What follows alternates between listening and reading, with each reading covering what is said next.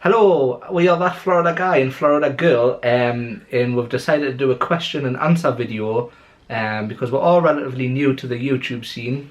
Becca has just started coming into the vlogs about 5 months after I've started recording.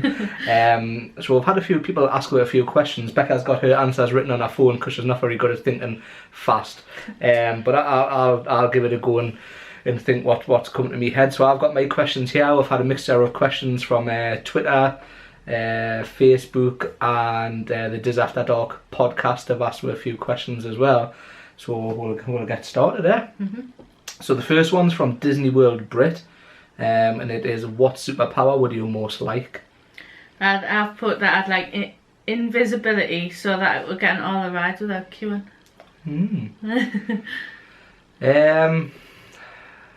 I'd never really thought about this, to be honest. I think it would be pretty cool to be able to fly, and then I would just fly over to Florida whenever I wanted, so we'll go with that one. Now the next question is also from Disney World Brit, and that's the most expensive thing you've purchased at Walt Disney World.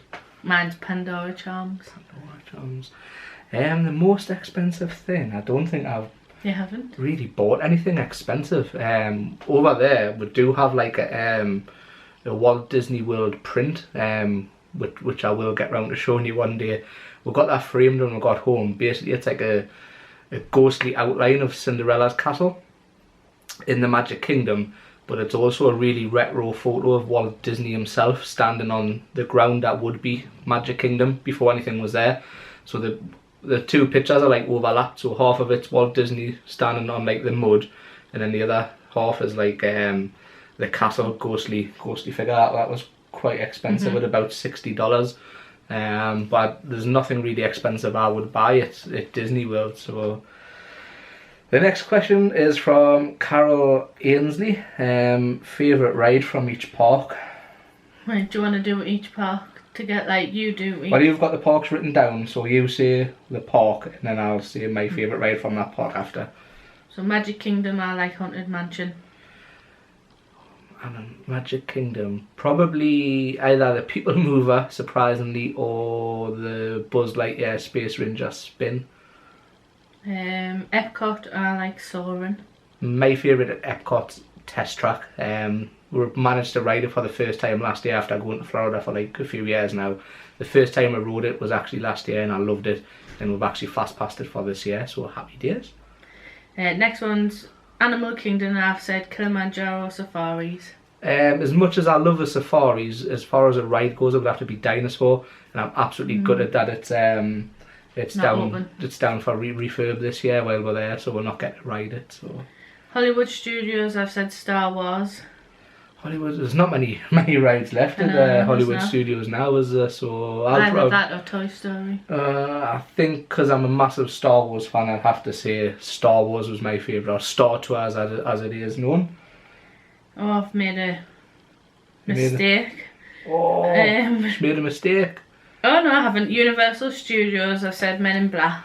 Universal Studios, the actual studio side, I would have to say my favourite ride is possibly Escape from Gringotts and Diagon Alley. Absolutely love that ride.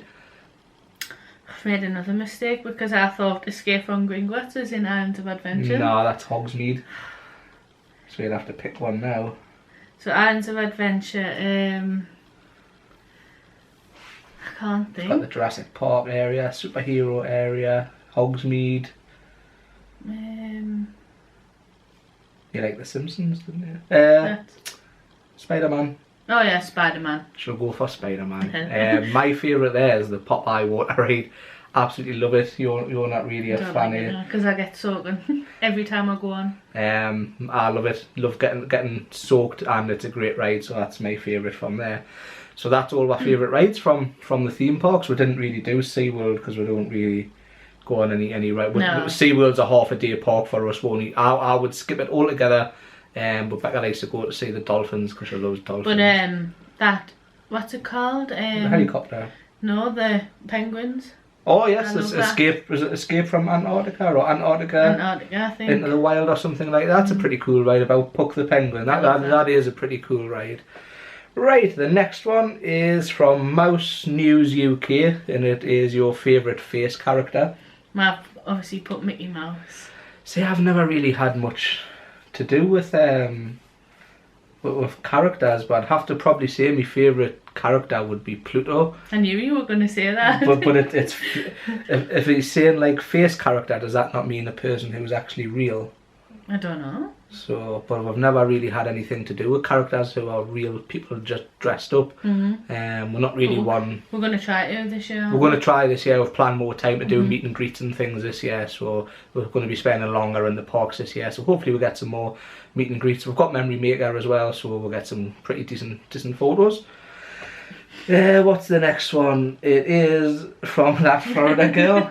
Originally I was just going to do the question and answer myself because Becca wasn't vlogging then. But she's got her confidence up a bit. She's doing better. Still a bit shy, aren't you? But she is getting better at doing the vlogs. So this question's from her, and it's favourite park and why. I've said Epcot because I will love just walking around at a nice slow pace and going on the rides and tasting the food and stuff from the countries. I'd have to agree. Epcot's my absolute favourite park. If I could just choose one Disney park to go in for the rest of my life, I would hands down choose Epcot. And I get really upset when people call Epcot. She laughs at us because if I see somebody on the internet calling Epcot, I'm straight in there because it's an absolutely amazing park. I hope they don't change it. Everything's perfect the way it is. I was even upset that they took away Maelstrom and put Frozen Ever After there, even though Becca loves Frozen. I hate the fact that they've put Frozen there because it's going to draw more kids into the park, where I think Epcot is a more chilled out adult style park. There is a couple of rides in there which are great. There's a couple of rides which aren't so great, but the World Showcase has to be one of the best things in a theme park I've ever seen. Just like Becca says, walking around, just taking in all the smells, all the sights, all the sounds. We love the food. We always go to the Food and Wine Festival. We'll plan 2 days of our vacation on the Food and Wine Festival. So stay tuned for the vlogs for that, and we'll just absolutely we'll love it. We'll just have a nice chilled out day. We'll always sit down at each country and have a little sit for 10-20 minutes and grab a drink, and just it's amazing. This year as well, we're trying the boat cruise for Illuminations for the first time with our friends. So that'll be a good experience, as we've never actually seen Epcot Illuminations. So happy days. Right, the next question is, it's from James on Twitter, randomtales80, and he wants to know, is it necessary to have a decent camera in the parks, and how good is yours, i.e. the Canon and the GoPro? So I'm going to swap to the Canon there. This is the Canon footage now, and from now you'll see the GoPro footage, and this is what it looks like on a GoPro. Now the lighting inside isn't very good. That's one of the downfalls to using a GoPro. The lighting inside is not very good. However, I will be using the Canon mainly for vlogging, for all the day-to-day stuff, and then I'll probably just be using the GoPro for the rides and on the water rides, and also when we're at Discovery Cove we've decided to keep the Canon locked away, and just use the GoPro and get the Canon out just for a little walk around to show everybody what it's like for our reviews for YouTube. But this is the GoPro footage now. We use a GoPro Hero 3 Plus Silver Edition. I know there is newer GoPros at the minute, but as I say, it still shoots in full 1080 HD, just because we're inside, the lighting's not very good. So now I'm swapping back to the Canon, and this is the Canon, and I can't fault the Canon. The only thing I can fault on the Canon is the stabilization. Sometimes it tends to focus on like objects behind us and whatnot, but apart from that, it's a great camera. It's absolutely awesome in low light situations, and I can't wait to test it out on some of the darker rides. And there's just so much you can do on it. The flip screen's so handy, so we can actually see what we both look like. Photos and also on photos, even though we've got the Memory Maker, there's still a few places that Becca wants pictures of us that haven't got photo pass photographers there. So that flip screen's an absolute godsend. The only downfall to the Canon is the zoom. It hasn't got a great zoom. But every single vlog, I think, on the new channel, that Florida Guy channel, we've used the Canon. I used to use the GoPro to vlog, and I've just recently looked at one of the vlogs from like a few months ago when I first started vlogging, and the quality was terrible. So I hope that's a good comparison for you, and I hope you can make your mind up on what cameras you want to use. So the next one It's from Brady from All Around Orlando Vlogs, and it is the most anticipated house at Halloween Horror Nights 2016. Now, before Becca says, she last year hated Halloween Horror Nights. She didn't go in any houses. She closed her eyes through the scare zone, and I think the only bit you enjoyed was Bill and Ted, wasn't it? But this year she's actually going in houses. Hopefully. And she's doing the scare zones, and we've actually got 3 nights planned at Halloween Horror Nights. One night though we're just going to do the shows in the rides. One night we're going to do houses and scare zones. In the 3rd night we actually got scare actor dining booked with some friends, and then we're going to be doing the houses and scare zones again. So what's your most anticipated house? Krampus, because I'm hoping it's not going to be that scary with it being Christmas themed. Well, I've heard that's going to be the comedy themed house. Yeah, that's why I'm hoping it's going to be not as scary. Most anticipated house. To be honest, I don't think there's a house this year that I'm not looking forward to. I want to actually go into every house, hence why we're doing it over 3 nights. I think I'll have to agree with Becca. Most anticipated house. I can't wait to see what they're going to do with the Christmas theme, because I think last year it was the Body Collectors, which had the snow outside of the asylum, and that just looked awesome. They had the air con blast, and so it was really cold on the outside. So I think they'll do that sort of to great theming again. In another house I'm looking forward to, because last year I never got to go in the 3D house, is Chance's house. With her being the park icon, I can't wait to go in there and see what they have in store for us there. And also I've just heard that Chance is going to be actually in the scare actor dining as well. I can't remember if I told you. Yeah, you did. You woke us up actually. with our scare actor dining, we'll get 1 free digital photo with the scare actor. So I think we're going to get what picture taken with Chance this year. So we'll have another question from Brady as well. And will we see each other at Halloween Horror Nights? Yes, we will. If you want to meet up, we'll 100% will. I know I asked you the same question. We'll go around the parks. I know it's your first year. I'm hoping to catch you on camera being very, very scared. Maybe you can buddy up with Becca as well, because she'll be also scared, so I can get a lot of screaming in. I think I'll strap the GoPro to my chest so I can catch all their reactions. So yes, 100%, hopefully we'll see you at HHN. If not, might see you around the parks on another day as well and grab a milkshake at Toothsome Emporium. So that's it for Brady's. And now his dad, Tim, asked, if you guys were in charge of Halloween Horror Nights, what houses would you have put in? So I've put Stranger Things, and you were going to put it as well. But I think it would make a good house.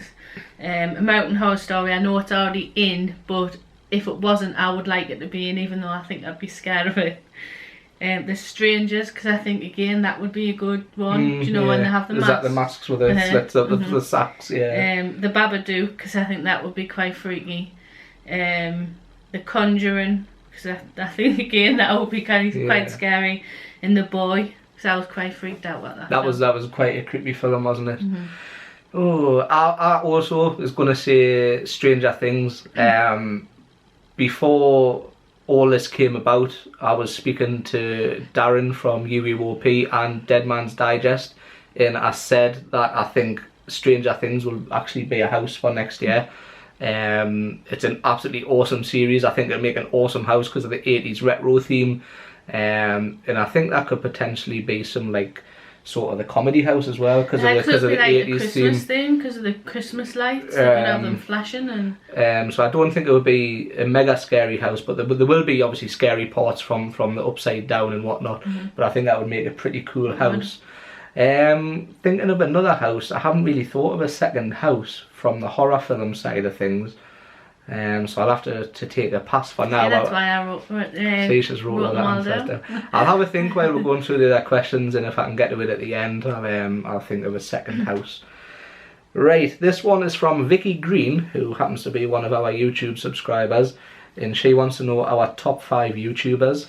So mine are Happy Living, The Proper People, so we're addicted to watching them at the minute. Daily Bumps, which is not a Florida vlog, but it's more of a like daily, well they do daily vlogs, but I'm addicted to watching them. Shannon XO, which is a beauty channel, and the Tim Tracker, of course. My top 5 are different to Becca's because I don't watch Daily Bumps and whatnot. She watches them separately when I'm watching other vlogs. stopped recording there for some reason, sorry about that. So my 5 are Tim Tracker, because he's my inspiration to start YouTubing. Adam the Woo, again another inspiration, absolutely love him. I love watching the Kaylee Kill. In The Proper People, was that 5? And that was 4. Happy Living as well, such an underrated channel. You need to check them out. I can't believe they haven't got more subscribers than they have, because it's such an awesome channel. They're at the parks just as much as Tim Tracker, if not more. And hopefully we're meeting up with them this year, and we're going to do some collabs with them. And we've actually already got a little cool thing planned to do within one of our next few daily vlogs with them as well, from whilst we're in the UK and they're in America, so stay tuned for that. So the next one is from Craig Lucas. I was expecting this to be a bit more of a silly question, but I'll give you a thumbs up because it actually gave us a reasonable adult question. Top 3 podcasts and why? It's hard, especially when he says in what episodes. So I've put obviously Diz After Dark, because it does make, when I'm listening to it on the train to work, gets us excited for the day. It just makes us think of us being there. And because I'm part of it as well. Yeah. Scare Zone podcast, because it's actually making us excited for Halloween Horror Nights, because I had no interest of going whatsoever. And UUOP podcast, because you got us listening to it. So. And I just listened to them on the train to work. Mine are pretty much the same. Diz After Dark was actually the first podcast I ever listened to. In the big boss man Craig gave us an email, and he asked if I'd like to join the team and do some writing and videoing for them. So of course I jumped at the chance of that, and then I also featured on their segment Universal After Dark. So that was awesome. So I want to say thanks guys for that. Scare Zone podcast is another one of my favourite. Logan and Chris, both great hosts. I get on well with Chris Ripley. Even though he's not on here, I'm just going to say buy his book, because that's what everybody says when he's around. And I get on well with Logan as well, always chatting with him on Twitter. I've got myself a Scare Zone podcast t-shirt, which I'll be wearing at HHN. The most noticeable episode on HHN is either Scare Zone is either the one with Mike Aiello or James Keaton, who played Jack the Clown. I thought that was a pretty awesome episode. The one recently as well with the woman who played Regan in The Exorcist. Yeah, that was a good ep as well. Getting awesome guests on, guys, so keep doing what you're doing. And also UUOP / Dead Man's Digest, I'm going to put them both together. Absolutely love Darren, Lee and Tracy as well, Hunter and Travis. Darren also does the outro video for our YouTube channel as well. Great hosts, great debates as well, gets us excited for going to Universal, because obviously we've got Diz After Dark for Disney and then Universal After Dark, so we'll get the best of both worlds, and they're both our three favourite podcasts. Right, so we've got 3 questions from Boston White, another great YouTuber by the way. You want to check out some of her costumes, are pretty awesome, aren't they? On even scared us a little bit. I would like to meet her in that dark alley where she did a Purge costume. Anyway, she asked a question, and also Kevin Fox from Happy Living asked the same question as well. Is there an attraction that's no longer there that you wish you could have experienced, and if you could have it back, what would you swap it out with? Thanks for the easy question, Boston. I would like Jaws, because the videos look really good and we never got to see it. I would love to go on that, and I would obviously swap with a Rip Ride Rocket, because I would never go on that, so I might as well get rid of it. The first year we booked our holiday, one of the main rides was Jaws, wasn't it? And then we got there and they had closed it to build Harry Potter. I'd also say Jaws, because again, one of the main reasons we did actually want to go to Florida, and I'd probably swap it out with, I don't actually know. Well, Rip Ride Rocket, yeah. Because we're never going to go on there. I suppose so, yeah. I know everyone's going to hate us, especially Boston White, because she absolutely loves the Hulk and she's trying to get us on it, which is a no-go. But yeah, probably that. Or I'd rather see something like the Pet Show go or something like that, which we've never done. I want to do that this year though. But I'd rather see Jaws than the Pet Show though. So that was Kevin and Boston White. The next two, are just from Boston White. If you could only go on one ride out of all the parks for the rest of your life, what would it be? So hard. No, there's too many. Too many. I didn't write this one down because I don't know what to put because there's too many. Well, what ride do we go on multiple times? I don't know. The People Mover, but that's really just to have a rest. Yeah, we do actually go on that quite a lot. I might say soaring because I love the feeling when you go up and your feet are dangling. So possibly soaring. Again, it's a hard one, but one coming to mind is Transformers. Because I love the feel of it. Also The Simpsons as well. That's probably the most violent simulator you'll ever go on. But imagine if you rode on that for the rest of your life, you'd be sick. You'd be sick. It's hard. It's hard to think. It's really hard. But I'd have to go with one of them. I honestly don't know. The next one, right? This is a good question. If Universal or Disney asked you to come up with a new ride or attraction, and you had free reign over, what could you do, and what would it be? This one's really hard. I literally can't answer it. I don't know what I would do. I had wrote this down earlier. I think I got asked this on the podcast. I can't remember. But if I could, I would do Fast and Furious the proper way that it should be done. I would mix it with screens like they've already done, but I would do it a bit differently. I would actually put you sitting in a proper cart, and I'd have the end bit sort of like test track, but not just like a circle. I'd have it going like up and like down, but like sort of like Cars Land in Disney California where the cars race each other. So I'd maybe have one police car or two Fast and Furious souped up cars like racing round. That would be cool. And each time the race went, a different car would win depending on like what spec you chose the car to be. Sort of like test track when you build your own car. So I think that would be interesting, like a storyline with scenes. And also a test track, pushing the limits, maybe it's going to 70, 80 mile an hour. I think that would be pretty awesome because at the minute Fast and Furious sounds like it's going to be pretty lame. So that's what I would do.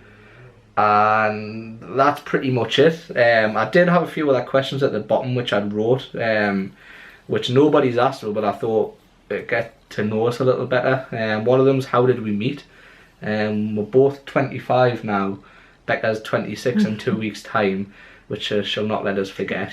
We met at school when we were about 16. We've been together ever since, so happy romance. How long have you been together? It's coming up 9 years, isn't it? And have we got any pets? Yes, we've got one cat, which I'll put up there. Little Harry. I've got a dog. Our mum's got a dog, but Harry's actually our cat together. And that's it. We hope you enjoyed this video. We're going to plan another challenge video soon and try and get Kev again because he's so funny doing the challenges. So we need to think of something we can get him to do that. He said he won't do any food challenges, that's the only thing. But hope you've enjoyed this video. We've enjoyed answering the questions. If you haven't already subscribed, please subscribe. Please leave a thumbs up, we'd really appreciate it.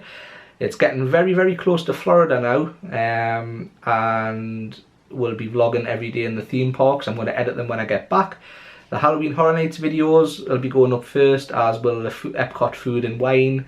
And if we go to Mickey's Not So Scary, they'll be the videos which will be going up first. I'll be Snapchatting as well. So make sure you add Becca on Snapchat. What is it? Oh, I don't know. There's something. It's that. I think it's that Florida girl one. It's that Florida gal. I'll put that across the bottom there for you. That Florida gal one. Make sure you add her on Snapchat. One, it's just that Florida gal. I'm that Florida guy one. She's that Florida gal. GAL. Add we're both on Snapchat, but she'll be snapping more. Also, whilst we're in Orlando, I'm going to be doing a few live feeds as well, a few periscopes. And also, I'm going to do a one-take vlog every day from my iPhone from the park to let you know what we've got up to. Just a while we're there, and then I'm going to edit the main vlogs into like probably 30-minute videos when we get back. Yeah. So that's it for us, guys. Remember, stay tuned. You're watching That Florida Guy. We hope you enjoyed this video. Subscribe to our channel so you don't miss out on more daily vlogs, Florida planning and guide videos, plus vlogs from the theme parks. Follow That Florida Guy and That Florida Girl on Twitter and Instagram, and check out our t-shirt designs on Spreadshirt. And remember guys, stay tuned.